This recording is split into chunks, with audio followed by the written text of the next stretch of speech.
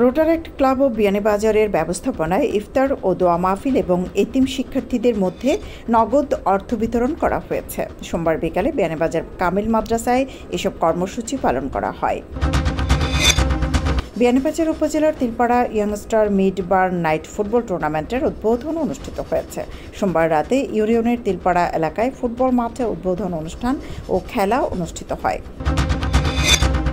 দেশে চলমান ধর্ষণ, নারী নিপীড়ন ও মব সন্ত্রাসের বিরুদ্ধে কার্যকর ব্যবস্থা গ্রহণে ব্যর্থ হওয়ায় স্বরাষ্ট্র উপদেষ্টার পদত্যাগ দাবি করেছে নারী নির্যাতন প্রতিরোধ আন্দোলন মঞ্চ সিলেট।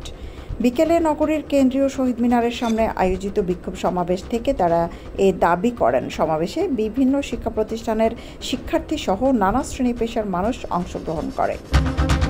সিলেটে ভারতীয় মদসহ 2 জনকে গ্রেপ্তার করেছে পুলিশ।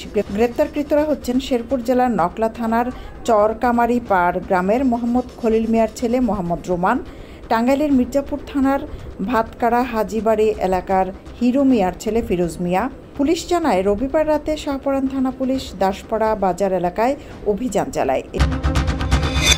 কুলাউড়ায় সরকার নির্ধারিত সীমানা অতিক্রম করে অবৈধভাবে বালু উত্তোলনের দায়ে আব্দুস সামাদ নামে এক ঠিকাদারি প্রতিষ্ঠানের ম্যানেজারকে 1 লাখ টাকা জরিমানা করা হয়েছে।